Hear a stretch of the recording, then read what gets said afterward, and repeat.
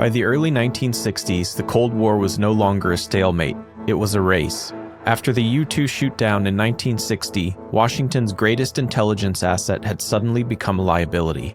The Soviets had surface-to-air missiles that could reach the edge of space and radar that could see what once was invisible. Flying high wasn't safe anymore. The CIA needed a new way to see behind the Iron Curtain, something that could travel so fast, so high, and with such a minimal radar signature that it might outrun both detection and destruction.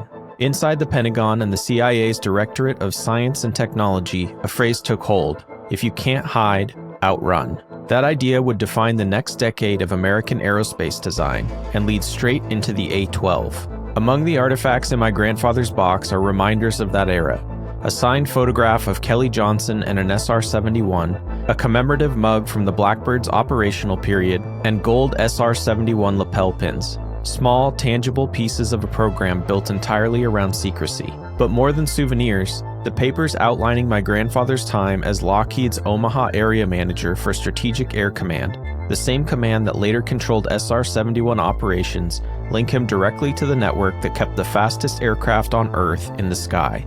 Symbols of a time when speed itself was classified and the people behind it were racing not just for records, but for survival. I'm Nick Johnson. This is Archive Unknown.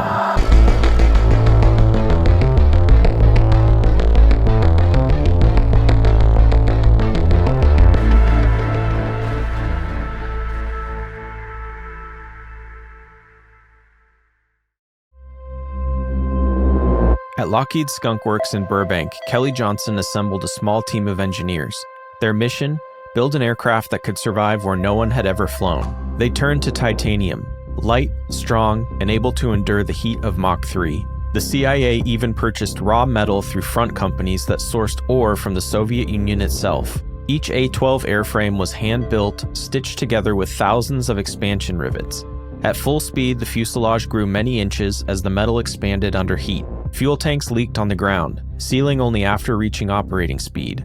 The new fuel, JP7, was so stable you could drop a match in it without ignition. To light it, they used a chemical called triethylborane, TEB, so volatile it burst into green flame on contact with air. When the first A-12 airframes were complete, they were partially disassembled and transported under the cover of darkness in crates under security escort from Burbank to Groom Lake. The first convoy left on February 26, 1962. 3 days later, the pieces arrived at the base that didn't officially exist. Inside sealed hangars, technicians reassembled the aircraft for its first desert tests. It was fast, stealthy, and beyond anything the world had seen. The secret born in Burbank now belonged to the desert. At Groom Lake, in the Nevada desert, a new kind of aircraft was taking shape. The A-12 was built entirely in secret, tested on a runway that officially didn't exist. Groom Lake was no accident. The flat, dry lake bed offered miles of natural runway, perfect for an aircraft that could break the edge of physics. Crews lived under constant secrecy, flown in from Las Vegas on unmarked contractor shuttles. They worked shifts that followed no clock, and every test log was handwritten and coded by date. The first flights were modest, short hops to test landing gear and hydraulics. Then came controlled climbs, pushing higher, faster. Mach 1.5, Mach 2, Mach 2.5. Each run stretched the metal, heated the cockpit, and pushed the aircraft closer to its limits. By July 1963, the A-12 program had briefly achieved Mach 3 in flight test after initial flights in April 1962. At extreme speed and altitude, heating and shock interactions could make communications intermittent. At full speed, the aircraft's nose reached 600 degrees Fahrenheit. Every pilot who climbed into that cockpit was pushing the limits of both engineering and human endurance. Not every flight returned. On May 24, 1963, an A-12 piloted by Ken Collins crashed near Wendover, Utah. The accident was immediately classified. Local officials were told it had been an F-105 training mission. Even the recovery crews didn't know what they were collecting, only that it was radioactive and restricted. Each loss was a secret within a secret, buried for decades. But the data proved the impossible was achievable, that an aircraft could fly faster than a missile, higher than radar, and still be controlled by a human being. By 1964, the A-12 had become a prototype for a new generation of reconnaissance aircraft. The U.S. Air Force took notice. Drawing on the lessons of Groom Lake, Kelly Johnson's team scaled the design into something even more capable, the SR-71 Blackbird. Chief Test Pilot Bob Gilliland made the first SR-71 flight on December 22, 1964, reaching roughly Mach 1.5 and about 50,000 feet. From that moment, the Blackbird was no longer an experiment. It was a weapon of observation, a machine that saw without being seen. And as its wings cut through the upper atmosphere, every engineer and liaison connected to the program, including my grandfather at Strategic Air Command, was part of the moment when speed became strategy.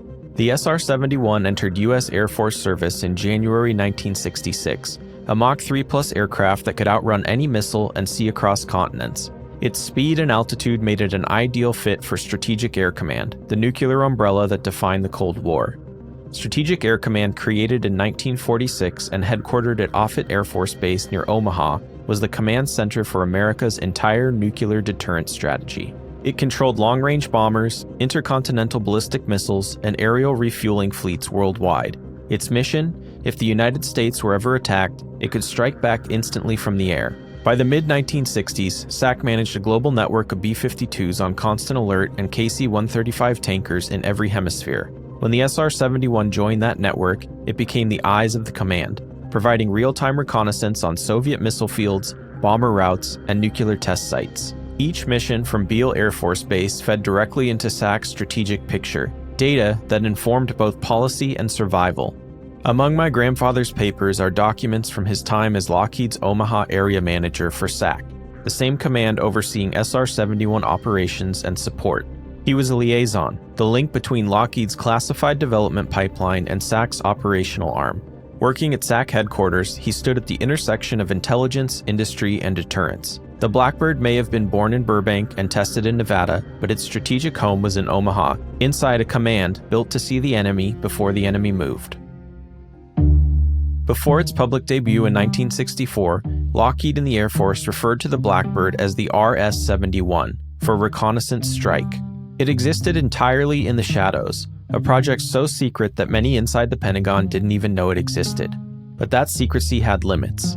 By the mid-1960s, both the A-12 and U-2 programs were leaking into rumor. Pilots reported strange contrails and objects moving faster than any known aircraft. Something was crossing the upper atmosphere that defied explanation. In the summer of 1964, as reporters closed in, the government chose to reveal a controlled version of the truth. In July of 1964, President Lyndon B. Johnson publicly announced a new high-speed, high-altitude reconnaissance aircraft, designated SR-71, a story that appeared in Air Force records the following day. The S was meant to stand for strategic. Originally, the program had been designated RS-71, but General Curtis LeMay, Chief of Staff of the Air Force and head of SAC, preferred SR, emphasizing its reconnaissance mission. Whether Johnson misspoke or read the revised designation is still debated. Either way, the new name stuck, and a legend was born. Behind that announcement were people who had lived entirely in the dark. Pilots like Bob Gilliland, Bill Weaver, and Jim Eastham. Men who climbed into a machine that burned through tens of thousands of dollars in special fuel per hour, knowing that if something went wrong, no one outside of their team would ever know. Ground crews maintained it under floodlights and desert hangars. Families were told not to ask questions, even when their loved ones vanished for months. For every photo op after the SR-71's reveal, hundreds of classified flights were never acknowledged. The men who built and flew it didn't seek fame. They served a mission where silence was loyalty, and secrecy, survival. And for those like my grandfather, working at Strategic Air Command, that secrecy extended beyond the base gates. He was one of the few Lockheed representatives inside SAC's inner circle, part of the connective tissue between the Skunk Works in Burbank and the Air Force's strategic brain in Omaha. His name never appeared in the newspapers, but the aircraft he supported became one of the most iconic machines ever built. The Blackbird was fast, Mach 3.3 at altitude, but its real power wasn't speed. It was the information it carried. Each flight delivered images of missile silos, bomber fields, and nuclear installations, the very data that determined global strategy. And that intelligence links another important area of deterrence, moving nuclear capability from the skies to the sea. At its core, the SR-71 was a watcher, built to track what satellites couldn't yet see. And what it watched most closely were the signs of the unthinkable, Soviet nuclear weapons. From its flights over North Vietnam to missions skirting the Soviet border, the Blackbird served as the Cold War's early warning system. Every photograph it captured fed into Strategic Air Command's picture of how to prevent the unthinkable, a nuclear first strike. But the idea of deterrence from a place no enemy could reach didn't start in the sky. Years earlier, the Soviet Union had tested the first submarine-launched ballistic missile. The United States responded with something far more ambitious, Polaris, the first fully operational, accurate, and submerged launch ballistic missile system. With Polaris, a nuclear submarine could disappear in the ocean and still hold targets on the other side of the world at risk. The logic was the same as the Blackbird. If you can see first, you control the future, and if you can't be found, you can't be stopped.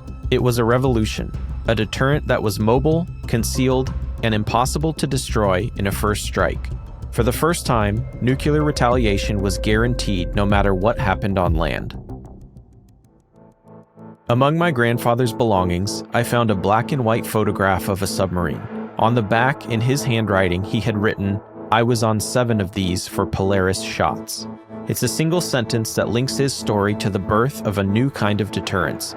The moment when the ability to see the enemy merged with the ability to strike from anywhere on Earth. As I continue to unpack his files, the threads keep intersecting.